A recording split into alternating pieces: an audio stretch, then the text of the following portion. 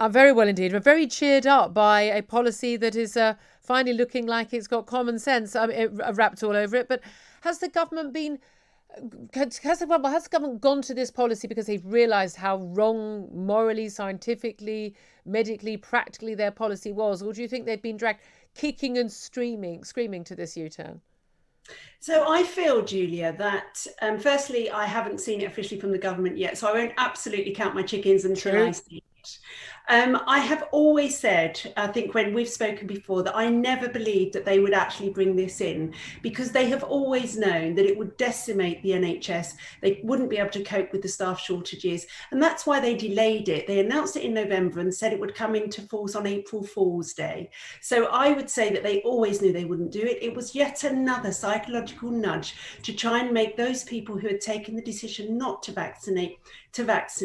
And now they're coming screaming and kicking at the last minute, looking like they've been forced there when they never intended to. See, I find it fascinating how many people actually, the anti-lockdown folk like you, yourself, myself, who believe that, vaccine passports were never going to happen, the mandatory jabs was never going to happen. They did bring in vaccine passports, across large parts of of Europe and the world, even in the UK, in Wales and Scotland, and we did see them for nightclubs and some venues in England as well. And we did see the vaccine mandate imposed and people losing their jobs, which will undoubtedly have cost lives of people who would otherwise had better care in care homes. So I don't understand why anyone thinks this wasn't true. But what they were hoping was that everyone would be bullied, threatened into getting the jab, and then they wouldn't have to sack people. But they were willing to sack people. We know that because they did in November. They just thought they could persuade everyone. I think Steve James, who we spoke to earlier, that NHS anaesthetist consultant at King's College London, I think he was a game changer for a lot of people. You couldn't dismiss him as an anti-vaxxer. He'd worked on the COVID wards. He had the antibodies. He was so calm and reasoned, clearly not ignorant, clearly not a bad person. We were clapping for him a couple of years ago. For him, when he confronted Sajid Javid, I think that was the first time it was a wake-up call to an awful lot of people, maybe a lot of MPs as well, that this wasn't an anti-vax thing. This was about mandatory, forced vaccination and threats, and that was a different issue entirely.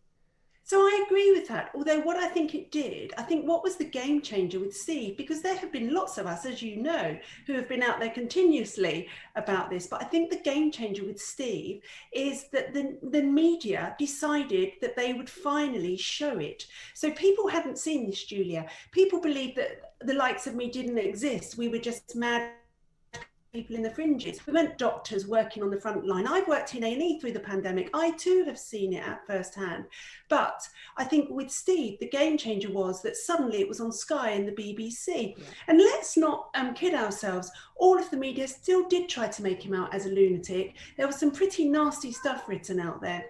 But that's history. Yeah. I think the important thing now is that we go forward. We convince the government today that not only do they need to make the announcement to scrap this, but they actually need to take away all of the laws underpinning it so that they can't then come back in 6 months' time and just quietly introduce it. And that's the worry, isn't it? We spoke to James Melville, also an anti-lockdown campaign, talking about they need to repeal the Coronavirus Act. And of course, 29th of March, that's when that comes up for renewal. I don't think that would get through at all anyway, outside an emergency situation. But also, the Public Health Act, actually an awful lot of the restrictions we've had on our lives happened as a result of the long-standing, Public Health Act, 1984, ironically, rather than under the new coronavirus legislation. I think most of us were really quite shocked to discover how many of what we thought were our fundamental freedoms can be ripped away from us on a whim, almost based on some random, stupid, clearly wrong modelling from the likes of Neil Ferguson at Imperial College, without even Parliament having a say. Well, so that's actually the very basis of the legal challenge that we, Together Declaration and NHS 100 and Workers of England have brought this week, that actually the Public Health Act is actually not the right tool to do this. It doesn't have the powers to make us take a medication against our will. And when you consider that, you have to accept that it's morally wrong that we're dividing up society by what medications they've chosen to have. And we need to get rid of this division, Julia. And we need actually now to look outside of the NHS, give back those care workers who lost their jobs back, because they did lose their jobs. But then also, there are other employers out there now who are mandating vaccines. Formula One comes to mind, and that is close to my heart, as you know.